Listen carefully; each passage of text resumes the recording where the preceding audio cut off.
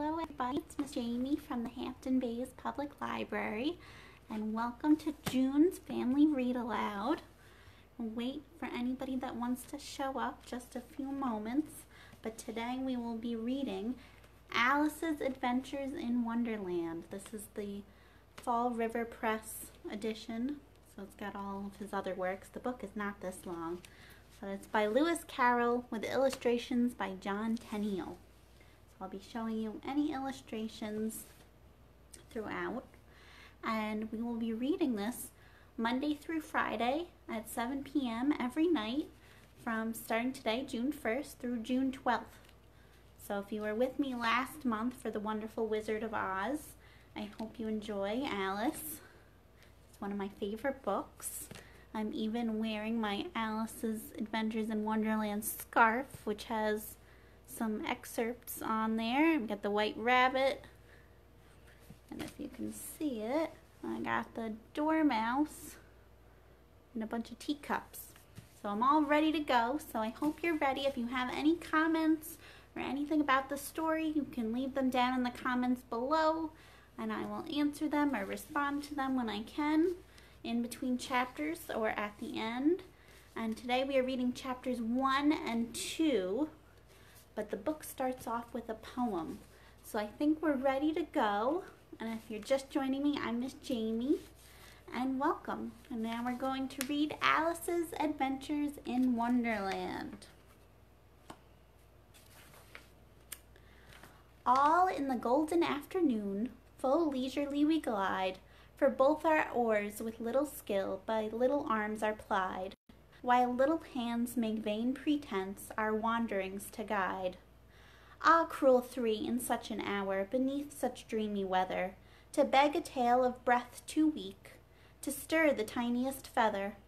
Yet what can one poor voice avail against three tongues together?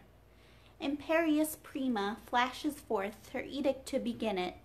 In gentler tones Secunda hopes there will be nonsense in it, while Tertia interrupts the tale not more than once a minute. Anon to sudden silence won, in fancy they pursue the dream child moving through a land of wonders wild and new, and friendly chat with bird or beast, and half believe it true.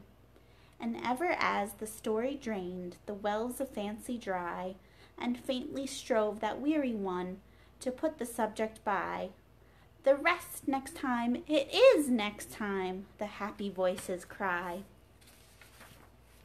Thus grew the tale of Wonderland, thus slowly, one by one, its quaint events were hammered out, and now the tale is done. And home we steer a merry crew beneath the setting sun. Alice, a childish story take, and with a gentle hand lay it where childhood's dreams are twined, in memory's mystic band, like pilgrims, withered wreath flowers, plucked in a far-off land. All right, so I think we're ready to go to chapter 1, Down the Rabbit Hole. I will just show you the starter off image, which kind of summarizes the whole book. And Down the Rabbit Hole, Chapter 1. Alice was beginning to get very tired of sitting by her sister on the bank and of having nothing to do. Once or twice she had peeped into the book her sister was reading, but it had no pictures or conversations in it. And what is the use of a book, thought Alice, without pictures or conversations? So she was considering in her own mind, as well as she could, for the hot day made her feel very sleepy and stupid, whether the pleasure of making a daisy chain would be worth the trouble of getting up and picking the daisies, when suddenly a white rabbit with pink eyes ran close by her. There was nothing so very remarkable in that, nor did Alice think it so very much out of the way to hear the rabbit say to itself, oh dear, I shall be too late." When she thought it over afterwards, it occurred to her that she ought to have wondered at this, but at the time it all seemed quite natural. But when the rabbit actually took a watch out of its waistcoat pocket and looked at it and then hurried on. Alice started to her feet, for it flashed across her mind that she had never before seen a rabbit with either a waistcoat pocket or a watch to take out of it. And burning with curiosity, she ran across the field after it, and was just in time to see it pop down a large rabbit hole under the hedge. In another moment down went Alice after it, never once considering how in the world she was to get out again.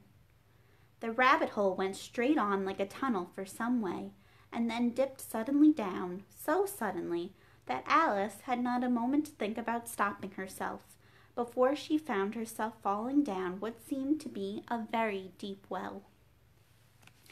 Either the well was very deep, or she fell very slowly, for she had plenty of time as she went down to look about her, and to wonder what was going to happen next. First, she tried to look down and make out what she was coming to, but it was too dark to see anything. Then she looked at the sides of the well, and noticed that they were filled with cupboards and bookshelves. Here and there she saw maps and pictures hung upon pegs. She took down a jar from one of the shelves as she passed it. It was labeled orange marmalade, but to her great disappointment it was empty. She did not like to drop the jar for fear of killing somebody underneath, so managed to put it into one of the cupboards as she fell past it. Well, thought Alice to herself, after such a fall as this, I shall think nothing of tumbling downstairs. How brave they'll all think me at home. Why, I wouldn't say anything about it, even if I fell off the top of the house. Which was very likely true. Down, down, down. Would the fall never come to an end? I wonder how many miles I've fallen by this time, she said aloud. I must be getting somewhere near the center of the earth. Let me see, that would be 4,000 miles down, I think.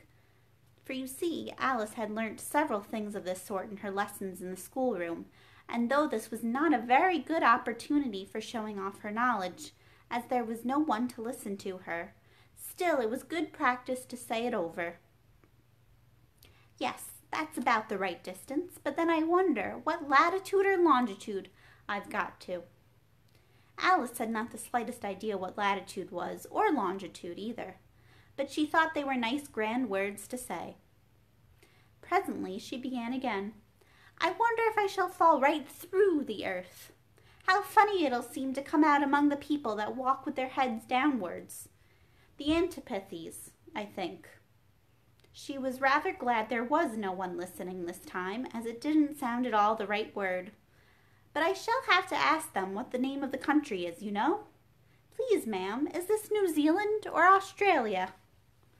And she tried to curtsy as she spoke. Fancy, curtsying as you're falling through the air. Do you think you could manage it? And what an ignorant little girl she'll think me for asking. No, it'll never do to ask. Perhaps I shall see it written up somewhere. Down, down, down. There was nothing else to do, so Alice soon began talking again. Dinah'll miss me very much tonight, I should think. Dinah was the cat. I hope they'll remember her saucer of milk at tea time. Dinah, my dear, I wish you were down here with me. There are no mice in the air, I'm afraid, but you might catch a bat, and that's very like a mouse, you know. But do cats eat bats, I wonder? And here Alice began to get rather sleepy, and went on saying to herself in a dreamy sort of way, do cats eat bats? Do cats eat bats? And sometimes, do bats eat cats? For you see, as she couldn't answer either question, it didn't much matter which way she put it. She felt that she was dozing off, and had just begun to dream that she was walking hand in hand with Dinah, and was saying to her very earnestly, Now, Dinah, tell me the truth. Did you ever eat a bat? When suddenly, thump, thump, down she came upon a heap of sticks and dry leaves, and the fall was over. Alice was not a bit hurt, and she jumped up onto her feet in the moment. She looked up, but it was all dark overhead. Before her was another long passage, and the white rabbit was still in sight, hurrying down it. There was not a moment to be lost. Away went Alice like the wind, and was just in time to hear it say, as it turned a corner, "Oh, my ears and whiskers, how late it's getting!" She was close behind it when she turned the corner, but the rabbit was no longer to be seen. She found herself in a long, low hall, which was lit up by a row of lamps hanging from the roof. There were doors all around the hall, but they were all locked, and when Alice had been all the way down one side and up the other, trying every door, she walked sadly down the middle, wondering how she was ever to get out again. Suddenly she came upon a three-legged table, all made of solid glass. There was nothing on it but a tiny golden key, and Alice's first idea was that this might belong to one of the doors of the hall. But alas, either the locks were too large, or the key was too small, but at any rate it would not open any of them. However, on the second time round, she came upon a low curtain she had not noticed before, and behind it was a little door about 15 inches high. She tried the little golden key in the lock, and to her great delight, it fitted. And there's Alice, finding the little door behind the curtain.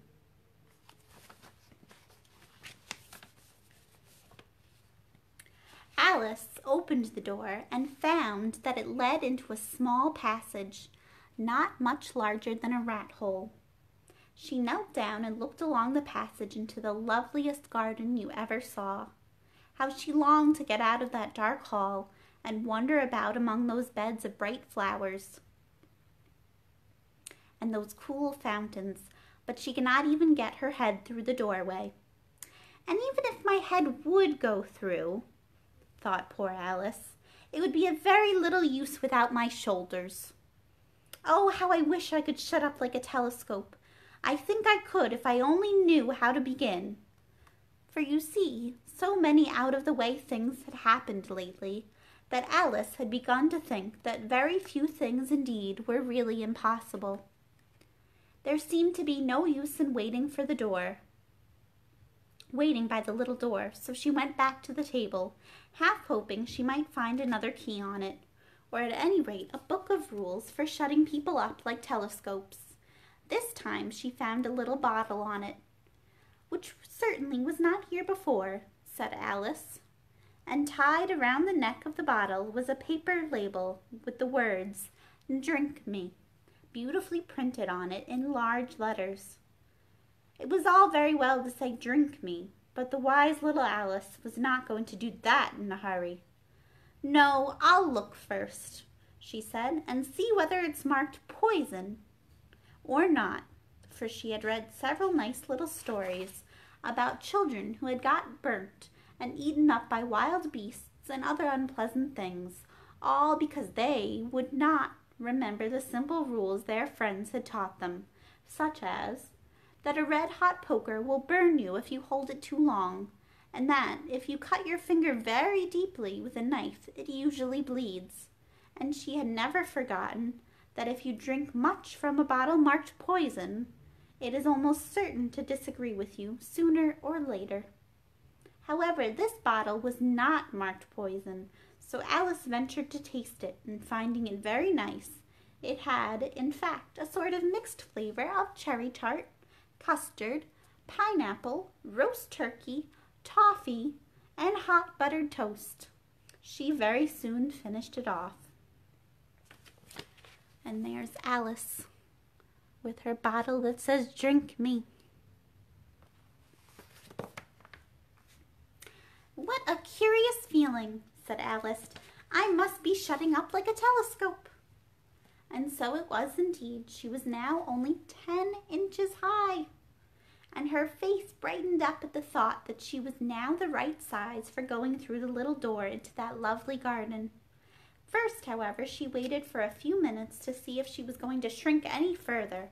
She felt a little nervous about this, for it might end, you know, said Alice to herself, in my going out altogether. Like a candle. I wonder what I should be like then. And she tried to fancy what the flame of a candle looks like after the candle is blown out. But for she could not remember ever having seen such a thing.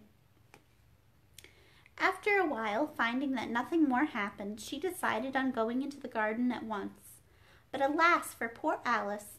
When she got to the door, she found she had forgotten the little golden key, and when she went back to the table for it, she found she could not possibly reach it. She could see it quite plainly through the glass, and she tried her best to climb up one of the legs of the table, but it was too slippery. And when she had tired herself out with trying, the poor little thing sat down and cried. "Come, there's no use in crying like that," said Alice to herself rather sharply. "I advise you to leave off this minute." She generally gave herself very good advice, though she very seldom followed it, and sometimes she scolded herself so severely as to bring tears into her eyes, and once she remembered trying to box her own ears for having cheated herself in a game of croquet she was playing against herself, for this curious child was very fond of pretending to be two people. "But it's no use now," thought poor Alice, "to pretend to be two people. Why, there's hardly enough of me left to make one respectable person." Soon her eye fell on a little glass box that was lying under the table. She opened it, and found in it a very small cake, on which the words "Eat me" were beautifully marked in currants. "Well, I'll eat it," said Alice. "And if it makes me grow larger, I can reach the key, and if it makes me grow smaller, I can creep under the door, so either way I'll get into the garden, and I don't care which happens." She ate a little bit and said anxiously to herself, "Which way, which way?" holding her hand on the top of her head to feel which way it was growing, and she was quite surprised to find that she remained the same size. To be sure, this is what generally happens when one eats cake, but Alice had got so much into the way of expecting nothing but out of the way things to happen, that it seemed quite dull and stupid for life to go on in the common way. So she set to work and very soon finished off the cake. And that was chapter 1. Let me take a drink of water.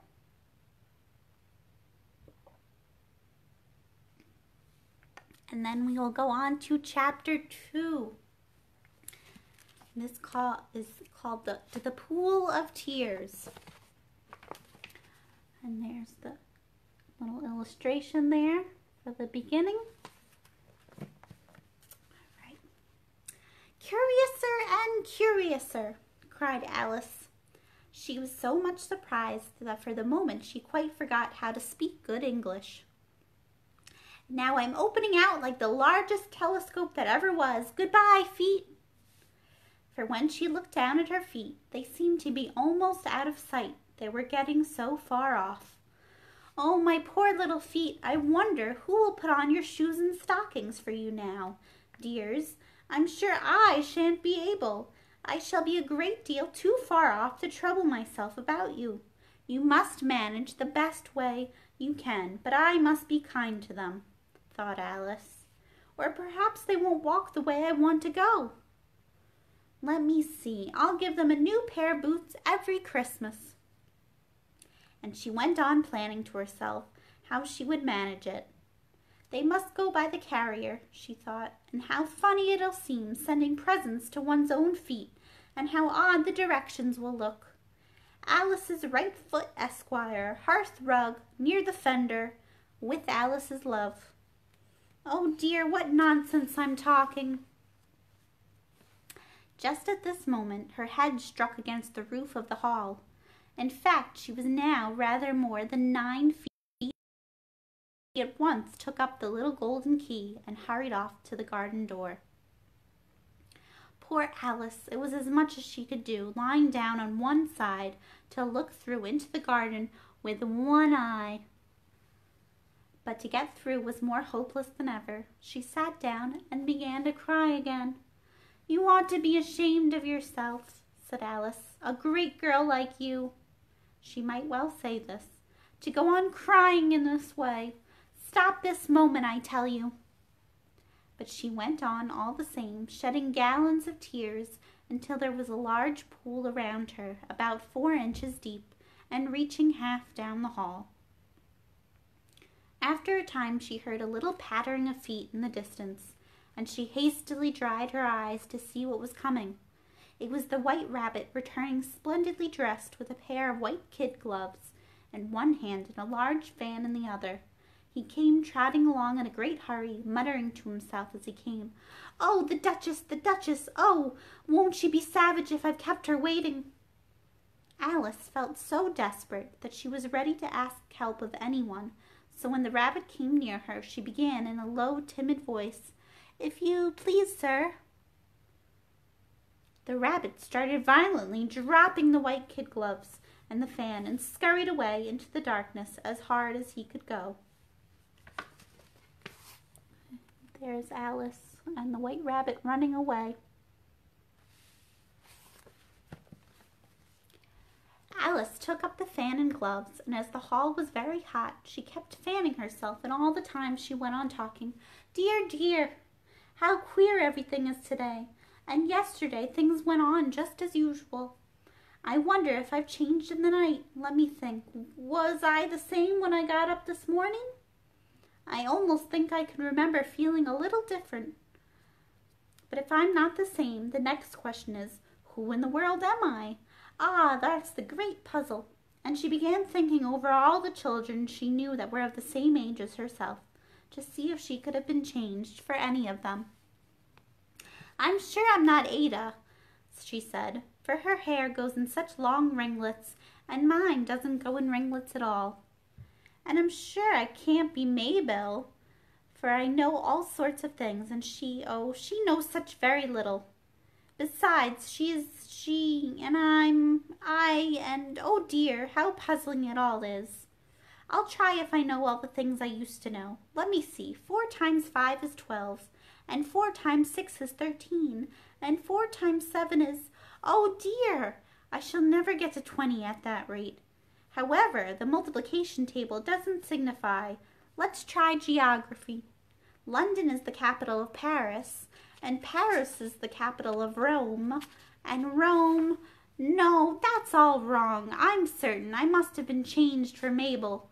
I'll try and say, how doth the little," and she crossed her hands on her lap as if she were saying lessons, and began to repeat it, but her voice sounded hoarse and strange, and the words did not come the same as they used to do. "How doth the little crocodile improve his shining tail, and pour the waters of the Nile on every golden scale. How cheerfully he seems to grin, how neatly spreads his claws, and welcomes little fishes in with gently smiling jaws." "I'm sure those are not the right words," said poor Alice, and her eyes filled with tears again as she went on. "I must be Mabel after all, and I shall have to go and live in that poky little house, and have next to no toys to play with, and ever so many lessons to learn. No, I've made up my mind about it, if I'm Mabel. I'll stay down here. It'll be no use their putting their heads down and saying, 'Come up again, dear.' I shall only look up and say, 'Who am I then? Tell me that first, and then if I like being that person, I'll come up. If not, I'll stay down here till I'm somebody else.' But oh dear," cried Alice with a sudden burst of tears, "I do wish they would put their heads down. I'm so very tired of being all alone here." As she said this, she looked down at her hands and was surprised to see that she had put on one of the rabbit's little white kid gloves while she was talking. "How can I have done that?" she thought. "I must be growing small again." She got up and went to the table to measure herself by it, and found that, as nearly as she would guess, she was now about 2 feet high, and was going on shrinking rapidly. She soon found out that the cause of this was the fan she was holding, and she dropped it hastily just in time to save herself from shrinking away altogether. "That was a narrow escape," said Alice, a good deal frightened at the sudden change, but very glad to find herself still in existence. "And now for the garden." And she ran with all speed back to the little door, but alas, the little door was shut again, and the little golden key was lying on the glass table as before. "And things are worse than ever," thought the poor child, for I never was so small as this before, never. And I declare it's too bad that it is. As she said these words, her foot slipped, and in another moment, splash! She was up to her chin in salt water. Her first idea was that she had somehow fallen into the sea, and in that case I can go back by railway, she said to herself. Alice had been to the seaside once in her life, and had come to the general conclusion that wherever you go to on the English coast, you find a number of bathing machines in the sea, some children digging in the sand with wooden spades, then a row of lodging houses, and behind them a railway station. However, she soon made out that she was in the pool of tears which she had wept when she was 9 feet high. And there's Alice in the pool of tears.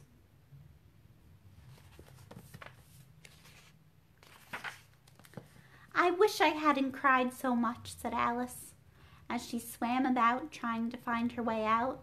I shall be punished for it now, I suppose, by being drowned in my own tears. That will be a queer thing, for sure. However, everything is queer today. Just then she heard something splashing about in the pool a little way off, and she swam nearer to make out what it was. At first she thought it must be a walrus or a hippopotamus, but then she remembered how small she was now, and she soon made out that it was only a mouse that had slipped in like herself. Would it be of any use now, thought Alice, to speak to this mouse? Everything is so out of the way down here that I should think very likely it can talk. At any rate, there's no harm in trying. So she began. Oh, mouse, do you know the way out of this pool? I am very tired of swimming about here. Oh, mouse. Alice thought this must be the right way of speaking to a mouse. She had never done such a thing before, but she remembered having seen, in her brother's Latin grammar, a mouse, of a mouse, to a mouse, oh mouse. The mouse looked at her rather inquisitively and seemed to her to wink with one of its little eyes, but it said nothing. There's Alice and the mouse, swimming along. Perhaps it doesn't understand English, thought Alice. I dare say it's a French mouse come over with William the Conqueror. For with all her knowledge of history, Alice had no very clear notion how long ago anything had happened.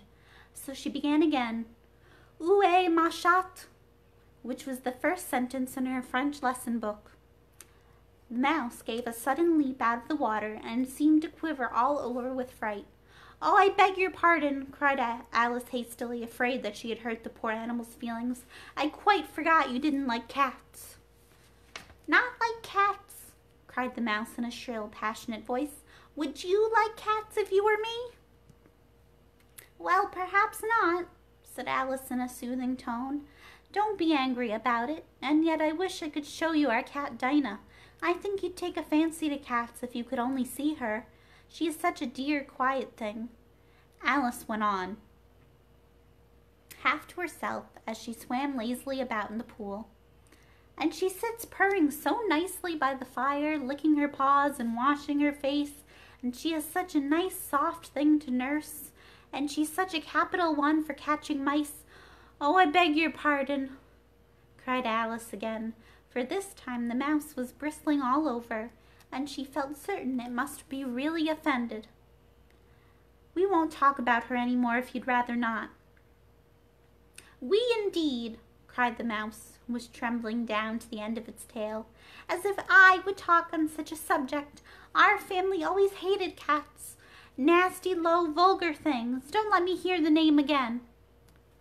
I won't indeed, said Alice in a great hurry to change the subject of conversation. Are you fond of dogs?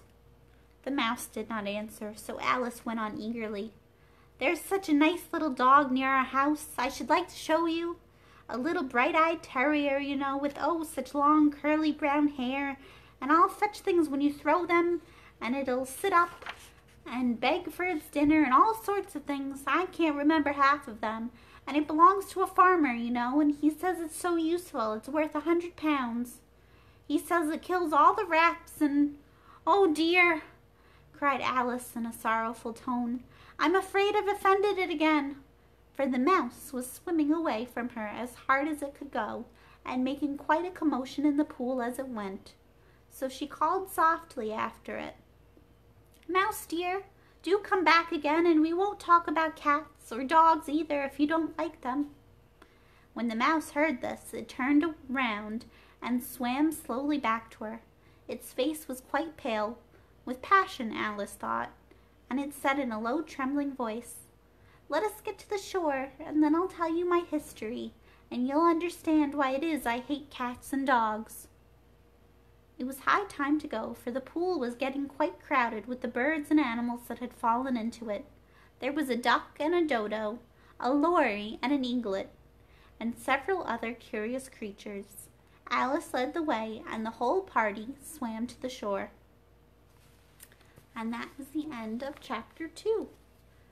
So tomorrow I will be back with chapter 3, and each night we'll read one chapter up until the last night we'll read 2 chapters again. And I hope you enjoyed that, and if you have any comments about what you thought or what you think will happen next, you can leave me a comment in the comments below. And all of these videos will be uploaded after the live is done, and you can go on our playlist, which I will set up tomorrow. It'll be called Family Read Aloud, Alice's Adventures in Wonderland. So you can check out all of the videos you've missed. And I will see you tomorrow night. Have a good night. Bye.